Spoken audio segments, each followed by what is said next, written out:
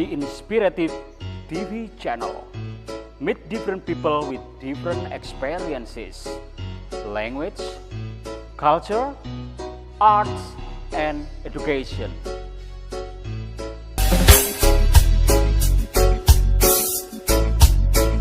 Assalamualaikum warahmatullahi wabarakatuh. Viewer, saya habis baca buku yang menginspirasi sekali, yaitu Zunun, si orang Mesir. Salah seorang di antara tokoh besar dalam dunia kesucian adalah orang Mesir, yaitu Zunun al-Misri, karena asalnya dari Mesir. Jadi Zunun itu orang al-Misri, Mesir. Simak seperti apa beliau Zunun ketika ia masih hidup. Orang-orang tidak mengenalnya sebagai orang yang dekat dengan Allah. Dia biasa-biasa saja, ia malah lebih banyak dikenal dan dicemooh sama orang karena dianggap kafir sama orang. Tapi dia rileks aja, orangnya nyantai, dan dia ahli ibadah. Dan juga ahli bid'ah, kata orang-orang Mesir. Dan orang murtad, ia tidak pernah membalas semua tuduhan orang-orang yang keji itu dengan dengan balasan yang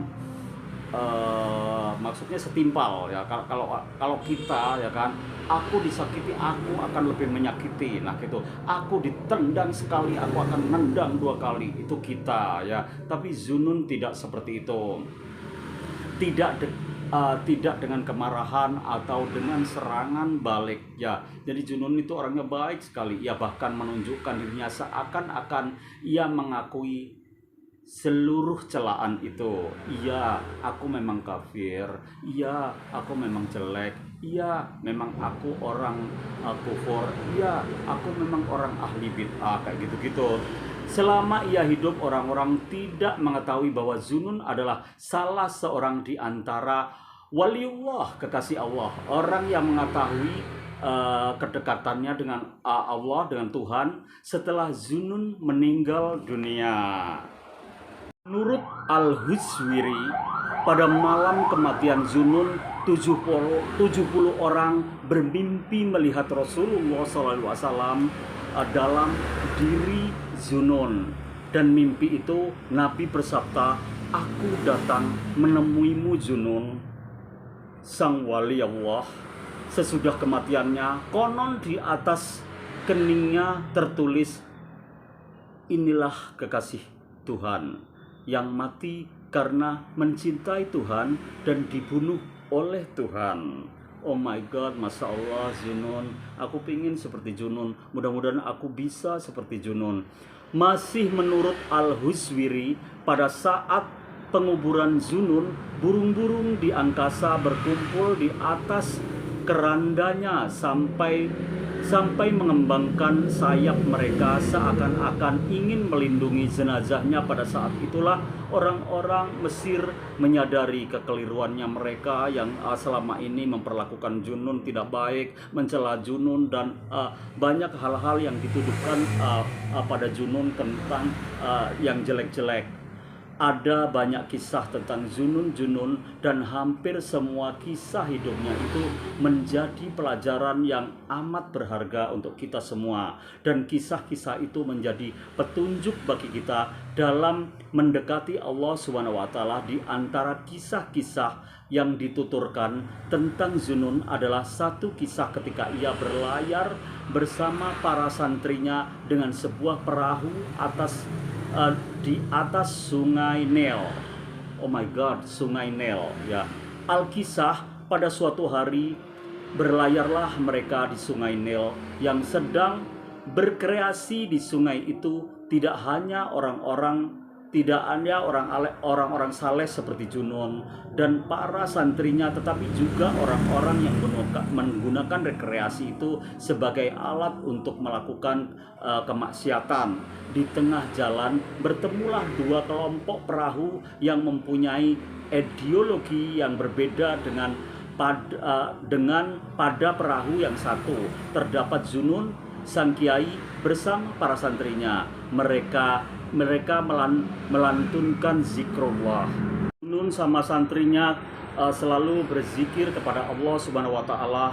Pada perahu yang lain ada sekelompok anak muda yang memetik gitar berhura-hura, sabaka lamana, kayak gitu-gitu. Ya pokoknya lagunya itu bermakna ejekan, bermakna makna yang tidak bagus dan negatif seperti itu. Berteriak-teriak kayak rocker yang jalanan seperti itu, dan berperilaku yang menjengkelkan santri-santri Zunun, karena para santri percaya bahwa doa-doa Zunun pastilah diijabah oleh Allah.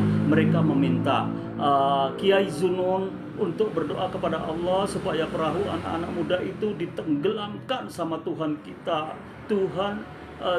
Tuhan jauhkan ke dasar sungai Nil. Zunun lalu mengangkat kedua belah tangannya dan berdoa, "Ya Allah, sebagaimana Engkau telah memberikan orang-orang itu kehidupan dan menyenangkan di dunia ini, beri juga mereka satu kehidupan yang menyenangkan di akhirat nanti." Santri-santrinya tercengang. Semua mereka berharap Zunun akan mendoakan anak-anak muda yang ugal-ugalan itu agar ditenggelamkan. Tuhan, karena anak-anak muda itu memandang kehidupannya hanya kesenangan semata. Tapi aneh bin ajaib, Zunun hanya berdoa seperti itu. Para santri terkejut mendengar doa Zunun. Ketika perahu anak-anak muda ini mendekat, mereka melihat Zunun ada di perahu itu. Mereka menyesal dan meminta maaf. Entah bagaimana memandang wajah Zunun membawa mereka pada kesucian. Mereka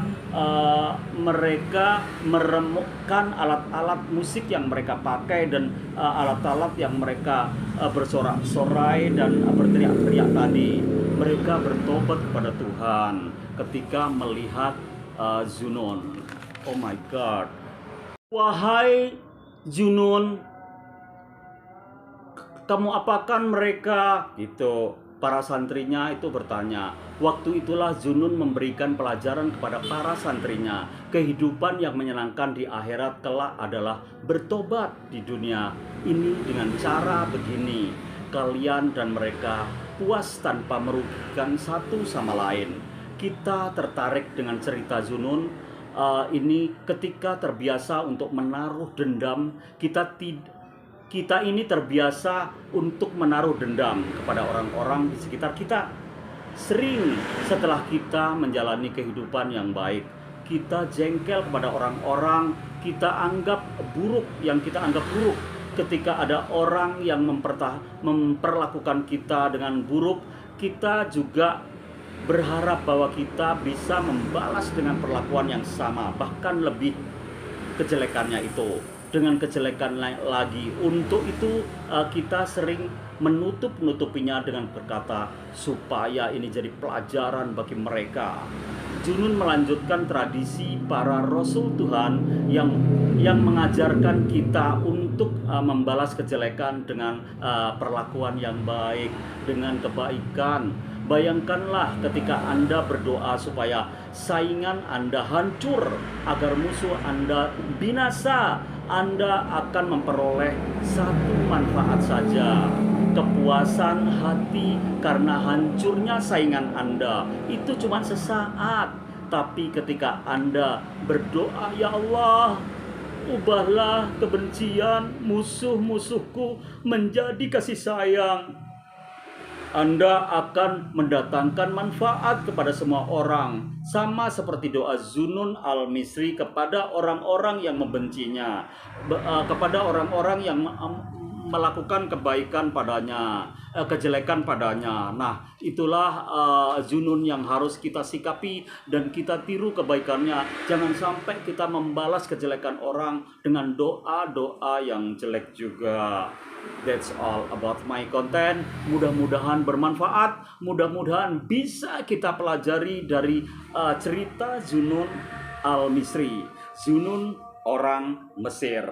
Jadi jangan sampai kita cari Zunun yang bersikap negatif. Ya, that's all. Wabillahi taufik walidayah, warido wal inayah, baldatun taibatun, warabun ghafur. Wassalamualaikum warahmatullahi wabarakatuh.